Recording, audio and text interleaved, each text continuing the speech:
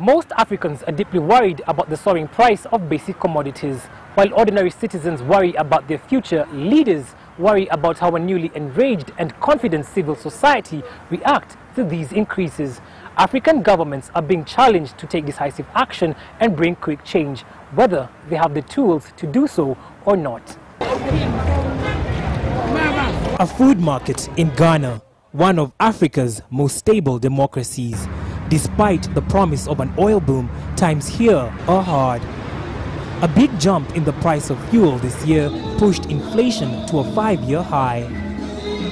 At first, it was not like this, but now everything is so hard, there's no money, and employment is another issue. Across the continent, consumers are feeling the pinch, and this is forcing many to dig deeper into their pockets. I think for the average Ghanaian, the cost of living is quite very difficult, considering the daily earnings or the wages of the Ghanaian. It's very difficult because we earn actually less than what we live on by the day. Africa's middle class, now numbered at 313 million, according to the African Development Bank, has become increasingly enraged at rising prices and fewer opportunities, spearheading revolutions in North Africa.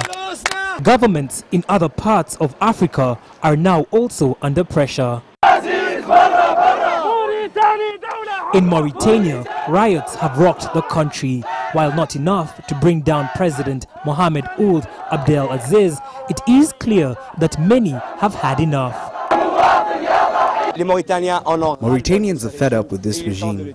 It's about time to say it loud and clear. It's true, we have not been able yet to break the fear built by the Mauritanian state since the 60s, but we will achieve it tomorrow, or after for sure. Across town, Fienobar, a former soldier now working in security, is buying food for his family. These potatoes are 250 UGS. Last Ramadan, they were 150 UGS. So it has been a blunt rise within a year. Mauritania's government has tried to placate its population by providing cut-price stores, but so far, this has not been enough. With these shops, the government has made a first step, but it is not enough. To really help Mauritanians and the poor to buy cheaper, import taxes on rice, sugar and oil must be diminished. Even in Cape Town, one of the world's top tourist destinations, the mood at this fruit and vegetable market is no better. It's hard to find jobs for people now these days, because when there isn't job for people, they're struggling to get a job. And now to put food on the table is also difficult. One of the biggest dangers for the continent is the rise in the price of oil, which is pushing up inflation. As economist Mandla Maleka explains, this is making people poorer. The worst part is that any inflation for that matter, it means less in your pocket. But if the inflation is, for that matter, very high, then it's even worse. It takes away the very same net worth of asset. It reduces them. Now, for a poor man in the street, by poor I mean those who earn even far too low, what it means that it takes away from their disposable income. And no country seems immune from the rising prices. In Kenya's capital, Nairobi, protesters recently took to the streets calling on their leaders to help ease the cost of living. The protesters marched to the country's Ministry of Finance building, paralyzing traffic for several hours. A recent poll here showed that the greatest concern for Kenyans these days is the rising fuel and food prices, far outweighing other issues like corruption and bribery.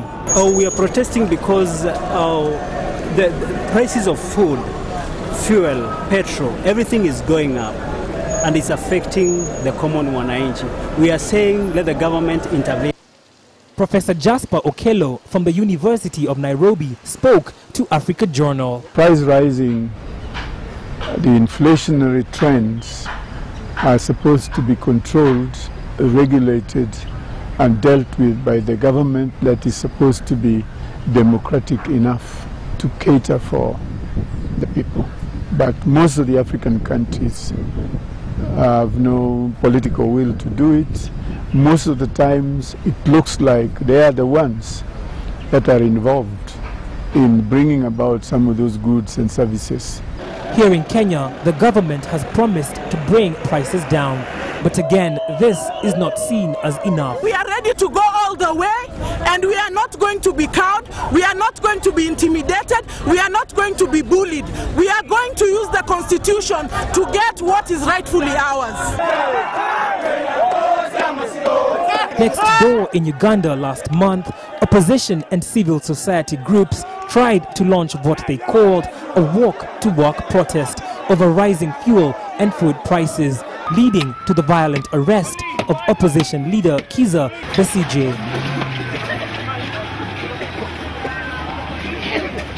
Samuel Kimeu from Transparency International had this to say. The rising cost of living is putting a lot of populations into discomfort.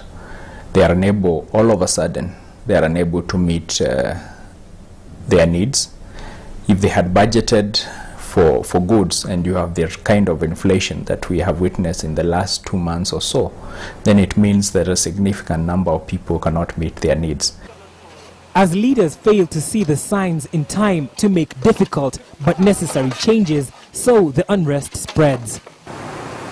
Even here in normally stable Burkina Faso, residents of the capital Ouagadougou woke up to see parts of their city destroyed following a night of violent riots in which rampaging soldiers stole vehicles, ransacked shops and vandalized petrol stations.